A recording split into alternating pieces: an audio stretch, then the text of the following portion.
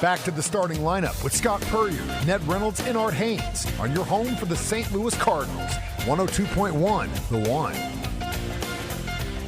And we are delighted to have you with us on the starting lineup, and welcome back. Starting lineup is brought to you by Play It Again Sports, by Swing Right Golf, by Marshfield Chevrolet, and by Citizens Bank of Rogersville. I'm Ned Reynolds along with. I'm Dwight Glenn. And Guy Newcomb. And Art Haynes will be with us a little bit later on. Well, this is the portion of the show we turn over to Scoreboard Guy to encompass all of the level of basketball that's been going on up in Columbia, which has been in operation now for 2 weeks. The smaller class schools first, and now the weekend and the season is winding up with 4, 5, and 6 classes, the larger schools. Alrighty, we have a couple of states. Have more than that. Fire away, what happened? Absolutely. I'm driving down here this morning, as I am every morning, thinking, okay, who's the guest at 7:30? Okay, then 8 o'clock. And today I'm thinking, who the heck have we got on at 7:30? And then I realized it was me. Well, you're really lucky, Guy, because Ned and I talked earlier. We were just going to leave and let you interview yourself, so that would have been good radio. Yeah, well, the girls' championships are over in classes 4, 5, and 6. And yesterday, we'll start off with the girls' Class 4 champions, and they are the Strafford Lady Indians as they defeat Donovan 75-55. Kenley Larson with 31 points in that game. Trista Van Horn with 25 points. And Elsie Larson. Did get into the game. Yep, she got in the game and got in the scorebook with an assist. So congratulations there to everybody there at Strafford. This is a Donovan team that was back-to-back defending state champions. But it's a Strafford team that this is number 6 for them. Their 6th state championship, 5 of them in a row back in 2015 to 2020 under Coach Short. So, yeah, it's a tradition-laden team, and now Coach Larson has brought them into the championship caliber again. That's pretty good. Absolutely. Class 4 third-place game, Cardinal Ritter defeats St. Joe Benton 65-60. In the Class 5 girls state championship, it was Live for Life over MICDS 60-41 in Marshfield. Wins their last game of the season as they get the third-place trophy as they defeat Grandview 57-42. Peyton Ward in that contest with 21 points for the Lady Jays. And what do you have their record there in front of you? I want to say 29-4, maybe. It's got to be. It's in that vicinity. Yeah. And then the Class 6 state championship, 9 times in a row. Incarnate Word Academy defeats Staley, which was the matchup last year in the state championship. But this year, they only win by 4, 50-46. And in the Class 6 girls third-place game, it was Lee Summit West over Jackson 65-52. And then, so we'll begin with the boys today, and 10 a.m. this morning in the Class 4 boys semifinal will be Benton taking on Clayton out of St. Louis. Benton's out of St. Joe, Missouri. And at 12 p.m. will be the Logan Rogersville Wildcats taking on Vashon in the other semifinal in Class 4. At 2 p.m. today, the Class 6 semifinal will be Blue Springs South versus Cardinal Ritter. And then the other semifinal at 4 p.m. will be Rockhurst versus DeSmet. And then Class 5 semifinals, Raytown South versus Sykeston, that game at 6 p.m. And then in the nightcap, the Hillcrest Hornets at 8 p.m. will take on MICDS. So that's kind of what's going to happen today and what happened in the last 2 days. The Mary Institute Country Day team, the school, has had a wonderful representation in the athletics. They have the girls team playing, and then the guys are playing Hillcrest this afternoon, or actually this evening. So, yeah, that presents a very interesting and intriguing level of competition. You said, Guy, that you watched a number of those games on the MSHSAA streaming yesterday. Yes. What are the crowds like up at Mizzou Arena? They're not very big. When they pan the stadium, there's a lot more empty seats. Now Strafford, I think they had a pretty good contingent, as did Marshfield. And of course, this is the hotbed of high school women's basketball is here in Southwest Missouri. But I still am convinced that their crowds would almost double if they were here in Springfield, just because of, number one, the basketball fans just in general in this area. But number two, you get all these local schools that it's easy to get to. And with the streaming, and this is remarkable, and for me to watch a district game or a quarterfinal game, it's $10 per game. For all 48 games over the 2 weekends, for small class and large class, I get all 48 games for $15. One time, $15 pay, and I get every game, and I can watch it. And that's that's well worth it to me. When you watch these games, how are they produced? Is it a one-camera deal, a couple of cameras, an announcer, and so forth? Yeah, they've got play-by-play announcers. Dr. Jeannie Hopkins she's done a lot of the girls' games. I believe maybe in one boys' game that I listened to.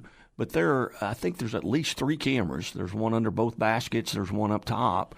And I think there's one right there by the announcers. So it is not a one-camera operation at all? No, sir. No. There are some of these streaming services in which they're offering events that are perhaps not really of national caliber, but certainly have a possibility of being local, that are operated with one camera, and it goes back and forth and so forth. Well, you are seeing the game. It may not be having the finishing touches that we're accustomed to, but that's not the case with the MSHSAA ones. Now, those cameras there, they're called huddle cameras, and they actually follow movement. So they, at timeouts, they struggle which side of the floor to go to because everybody's running to opposite directions. And typically there are no announcers with those huddle cameras. And during the regular season, those are free. I mean, those are games you can just pull up. Football, baseball, basketball, all the sports. But they get those huddle cameras, and they're $4,000 or $5,000. But they just set them up and they just follow the action. Does that happen in football more so than it does in other sports? I would say yes. Number one, with the football, the referees, I've got a good buddy that's a white hat. The referees use those huddle cameras to go back and watch what their responsibility was during the game. Hey, did we make the right call here? Did we make that? So they share that with their group of referees. So I would say a lot more during football are the huddle cameras used. I have a question for you. Shifting focus, I know you've been entrenched in the basketball, which is about to end tomorrow. Baseball, locally, high school, is starting this weekend. Do you know who the teams are that we should be paying attention to because of whoever they are bringing back or having just a strong team in general? Well, Willard, Coach Scott McGee at Willard, they've got that indoor facility there that they're utilizing, and it just seems like every year you can put them in the Final Four. Nixa is going to be very good. Logan Hughes does a tremendous job down at Nixa, and they actually flew out, I think, yesterday to Arizona to go play in a tournament in Arizona, did the Nixa Eagles. The smaller schools, Wheatland, made a Final Four run a year ago. Halfway's very good on the small side as well.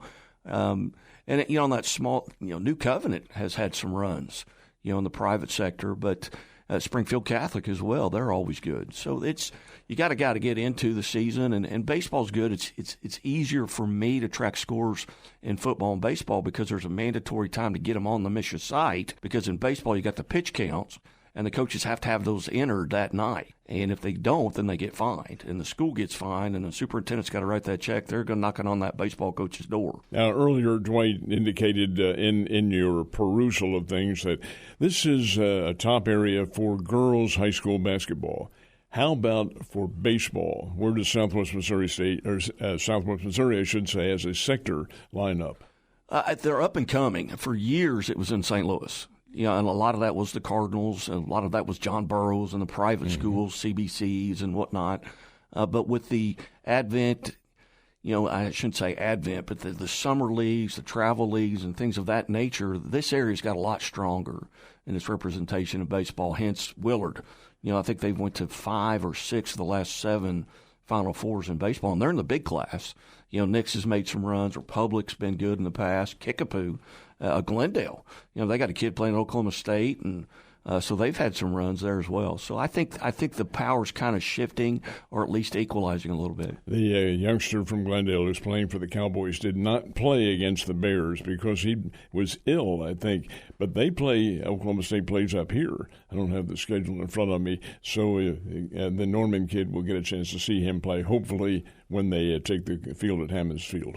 Oh, absolutely. And you'd love to see that with these kids moving on. Oh, yeah. And going in. The Division II World Series last year, you had 2 kids from Willard on the team that finished second. And, Coach McGee has been tremendous about, on his social media, letting everybody know what every kid from around here is doing.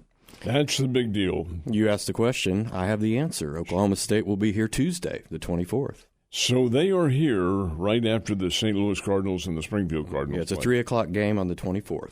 And the grounds crew will have to do a pretty good job, and they always do, of getting that field prepared for a good level college baseball game. That's Josh Holliday coming up here, Matt Holliday's brother who is handling the Oklahoma State Cowboys, and a pretty good baseball program. Well, we can talk to Coach Gutton at 8:30 about this, but this is an important stretch for Missouri State. You have Middle Tennessee coming in, then you have Oklahoma State, which would be a great win if you could pull it off in the middle of the week, and then next weekend they're at Dallas Baptist. So that's a really key Conference USA matchup with a team that is in its last year in Conference USA, and that's Dallas Baptist. But an old Missouri Valley Conference rivalry, too, of a number of years. Dallas Baptist is very good baseball, folks. Very, very good baseball program. Guy, going back to high school sports, the advent of all these indoor facilities, is that going to accelerate to the level that these local teams can pick up just because of the ability to get inside if the weather is bad outside for all the sports?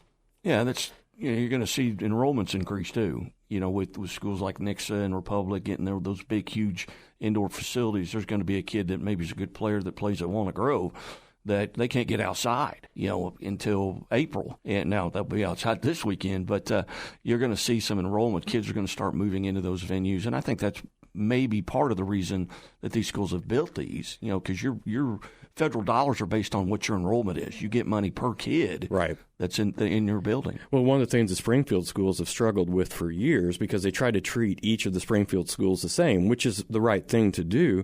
But when's the last time you had a new gymnasium in Springfield? Well, it's been quite a while ago. Evangel. Well, it is. It's Evangel University. But on a high school level, it's been decades, correct? I'm trying to think I don't think there has been. On the public sector. I know Greenwood built a new one in Catholic. But I'm talking about, I can't think of one that's occurred since I've been here, which is 50-some years. Right, so you've seen some Kickapoo, because it's a relatively new school, 1970s.